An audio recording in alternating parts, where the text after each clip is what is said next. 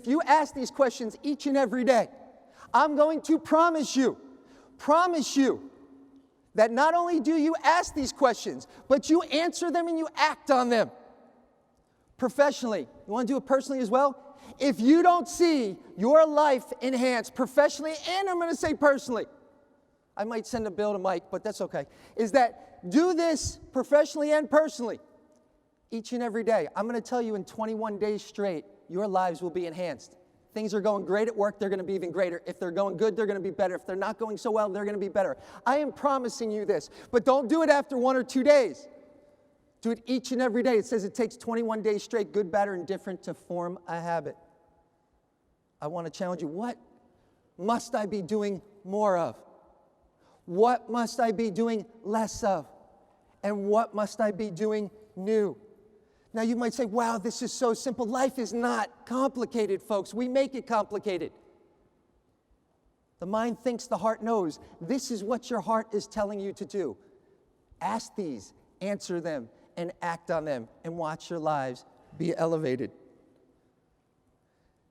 Now, I started asking these questions at a very young age, folks, at a very young age. And I will tell you, for the first 15 years of my life, it was all about movement. A wheelchair wasn't in my life. And then December 28, 1985 came. I was a sophomore at Verona High School in Verona, New Jersey, and I woke up and I could no longer walk. I didn't have an accident, I didn't have an injury, I didn't have any kind of trauma.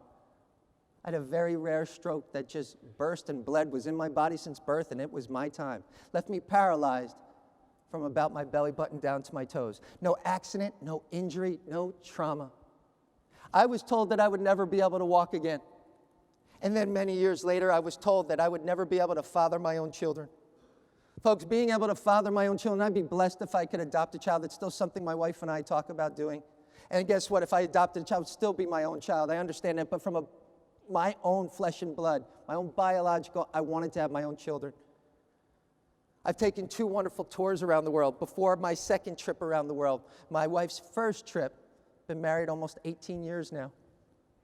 I will tell you, as I decided to get tested, and I was told that I had a 2% chance of fathering my own children. And the longer that I'm paralyzed in a wheelchair, the more those numbers would go down. I'm like, wow, thanks a lot. Like, it could get any worse. But so I said, thanks, Doc. I need to leave. And I left on a trip with my wife, 26 countries 1 year, and I'll never forget the last thing that we did. We went to a personal development seminar in Hawaii. 2,500 people were at the seminar. And one night it was announced that we were going to do a fire walk. A fire walk. Oh, so my mind got out and said, fire? Pfft, what kind of joke is this? I put my hand down by it. There was burning hot coals down it. These are burning hot coals. How are we going to walk? I can't walk. I'm the only one at this entire seminar that can't walk. I can't do it. That's what my mind had told me. But I trained myself to do a head-heart shift. Mind thinks, the heart knows. My heart said, find a way. Moments later, in front of the director of the seminar, I said, listen, I know that I can't do this fire walk on my feet and on my legs, but you know what? I'm going to do it on my hands. You see, with my arms and my hands, I'm going to get down onto the ground. I'm going to flip over into my stomach. I want you to grab my legs, and we're going to go along these hot coals, like a wheelbarrow race. And he looked at me just like many of you were looking at me like, this boy is crazy. Folks, I am crazy. Keep telling me I can't do something. Keep telling me it's impossible. I'm going to find a way under you. I'm going around you. I'm going over you. And if I'm strong enough, I'm going through you. I have to come to that determination on my own. He said, you know what, Scott, I believe in you, but you got to be prepared. So after a night's worth of training, he pulled me alongside. He said, Scott, it's not going to be this little patch of burning hot coals. There's going to be a path 40 feet long. Whatever you want in life is waiting for you on the other end. That was the gap, folks. And while I knew where I was right now, all of a sudden the visual became crystal clear to me, is that I saw myself walking along the beach, holding my wife's hand with one hand and holding a child's hand with the other hand. And the feeling was pure ecstasy, pure joy and love waiting for me on the other end. I got down the ground, flipped over my stomach, and he grabbed my legs, and I said, let's go. And I felt some heat on my hands, and I felt it on my face, but there was something more important that was waiting for me. And I got done with that, and it was one of those beliefs that, okay, if this is possible, anything is possible.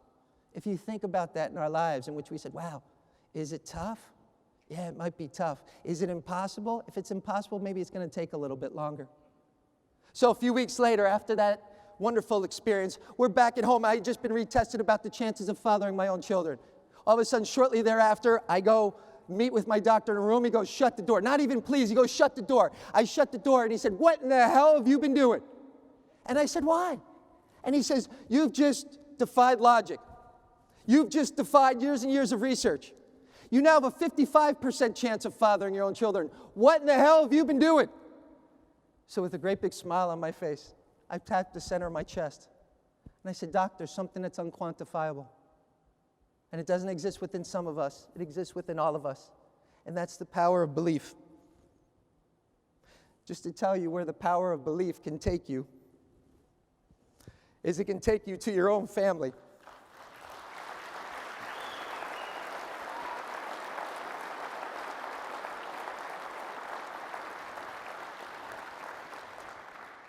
My daughter right now is in 8th grade. She's 14 years old, and my son, Ray, he is 12 years old, and he's in the 6th grade. Is that they are two shining examples to me of what's not only possible in my life, but what's possible for any other human being. Any other human being. Now, folks, I want to leave you with an experience. Mike doesn't even know this is coming. Sorry, Mike. I actually have to disconnect my microphone for a minute.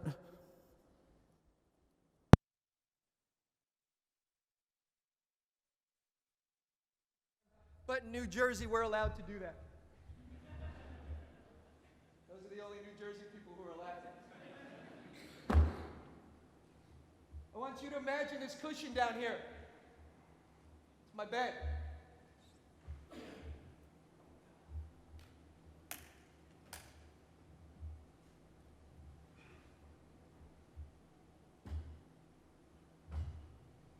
Every single day, folks. Every single day. For 31 years now, I have awakened to a waiting wheelchair. A waiting wheelchair. And every single day, I say to myself, you know what? Getting in that wheelchair is half the battle.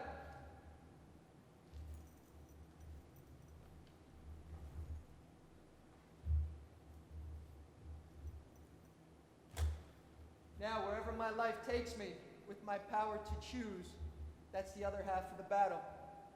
I thank each and every one of you again for allowing me and so many other people to continue our battle. Thank you so much. Thank you.